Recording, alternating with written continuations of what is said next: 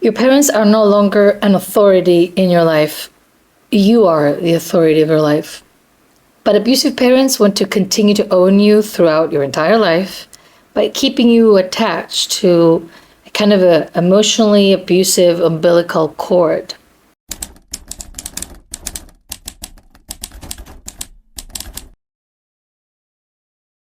When someone emotionally immature feels absolutely needed, is seen like a god, and has power over someone, the chances of them abusing this power, and therefore whoever is beneath them, are quite high.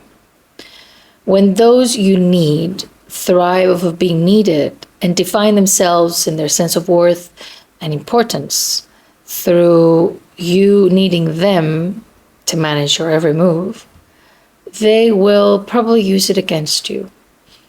What's ironic is that these emotionally mature parents want you to need them, but at the same time, they don't want to meet your needs. They don't get pleasure by meeting the needs, but rather by knowing that you need them so that you could be met.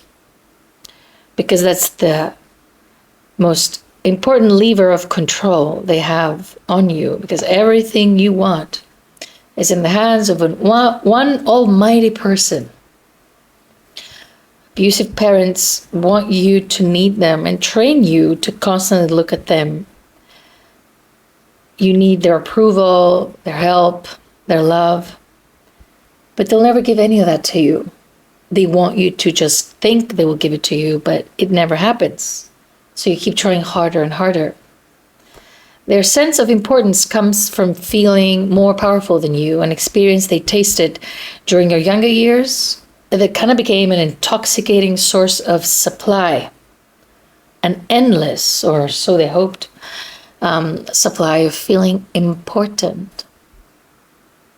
Emotionally immature parents see your need for independence as a sign of disrespect, because for them, respect means total obedience and the inability to exist without whoever is the superior other.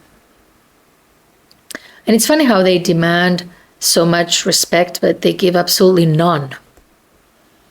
And I guess it's always been this way with kids, because children were always viewed as properties, something that we made and therefore we own, and we never get updated that they've grown, right?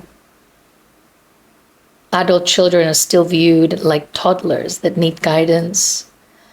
And by guidance, I mean to be controlled and directed whatever direction we want them to go, because we know best. Because we knew best when they were kids, but now we continue to see them as kids. So we still believe that we know best what they're to do with their lives. Because their lives is our life, and we get to say how they're going to live it. Because emotionally mature parents view their kids like extensions of themselves. And when some people are like, oh, I'm always when I see you as a child. You're always going to be a little baby to me. You're always going to be a child. You'll always be my child.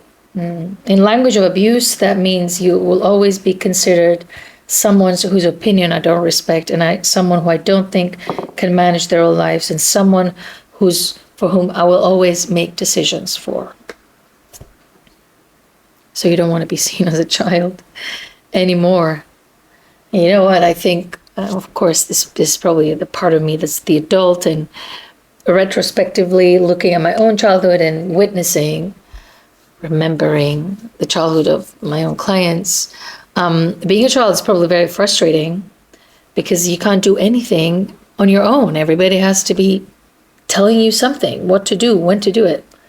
Must be suffocating, must be quite a suffocating experience.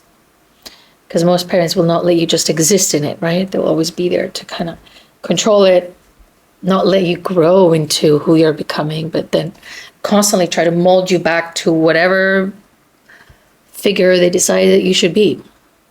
So if you deviate, they'll just mold you back and throw you back into that again. And you just don't fit in that. But it doesn't matter. You have to keep trying to fit into a mold that you never even chose.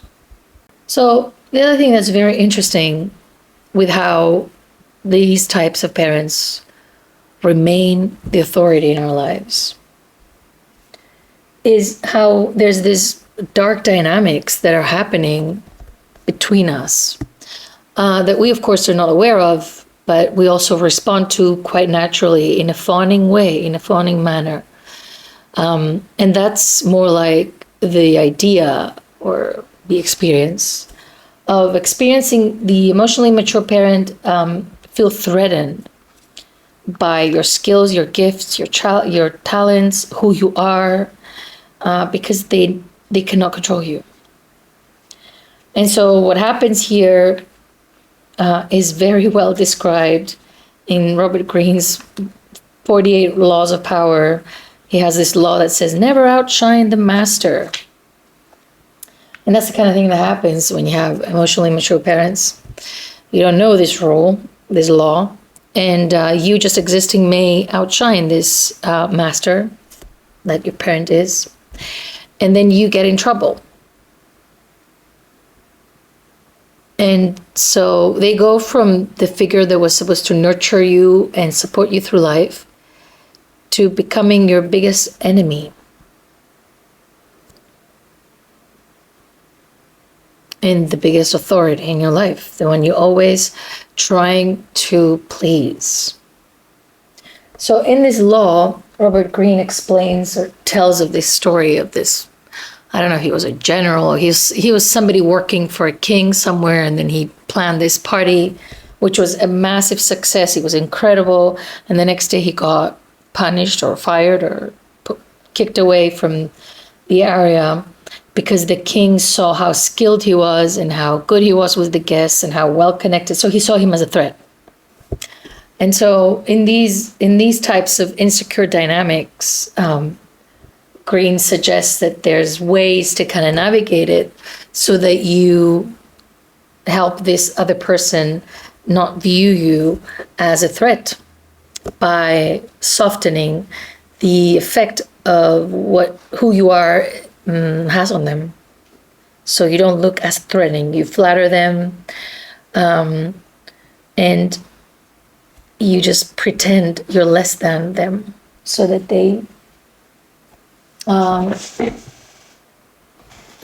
don't hurt you. So can you imagine that when you're a child, you are found in dynamics like that? And naturally, you will fawn and you will learn how to play small in order to survive, because you're noticing that the authority in your life, this tyrannical authority, hates you when you're being a certain way. And so you start understanding the clues, and you are trained to lessen your light and dim your light and become less than who you are so that they don't get triggered. And that's how you learn how to people please, by playing small, which is in the beginning starting as something you do in order to not have this authority in your life perceive you, the subordinate, as a threat so that they don't feel undermined.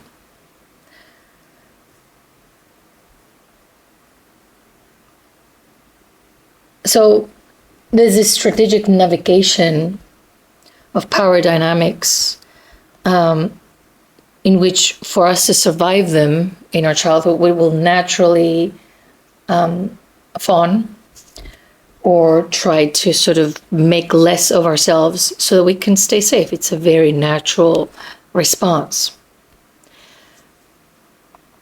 But these tactics are employed when we are trying to maintain the support and the goodwill of an authority. But the point of this whole video was that your parents are no longer an authority in your life. And I hope this doesn't come as a shock anymore. And I hope you understand that it's time to take everybody off of the pedestals that you placed them on, no matter how knowledgeable they appear to be, by predicting your failures and by telling you how not good enough you are and how right they are. Because as I have explained thoroughly in another of my videos, your parents did program you to fail, but they didn't predict your failure. They just programmed you for it. So you weren't supposed to be put in threatening environments when you were a kid, surviving an authority that is insecure and immature, that taught you not to outshine the master and play small. And you've turned into a servant of people's insecurities your entire life. You even forgot who you are by now. And so if there's an important thing that I want you to take away from the few things that I said today, is that you need to own up to your own power, your own emotional independence. And everything that I'm teaching on here, be it for limerence or codependency or healing after having a childhood, that's all I want for you, is to become an adult. I want you to be free. Free from unconscious commitments, from obsessions, from indoctrination on how to be a human that doesn't trigger other humans' insecurities. I want you to be free in your mind, in your decisions, in navigating your precious life. But also, I recognize that so many of you have been controlled your entire lives, that you don't even know what it's like to take charge, but we'll get there. You will get there. You will get back to the autonomy and the self-governance of your own life. And when you're free this way, you obey no masters, so you can outshine anybody. Basically, you can just shine, and then whoever is insecure about you shining can go be insecure somewhere else. When you're free, you bow down to nobody and you follow no one. You lead your own life based on your wants and your needs, and not on the programming or coercion of others. So you've been attached to this umbilical cord, toxic cord, way past your due date. And possibly now you're feeling that you can't breathe.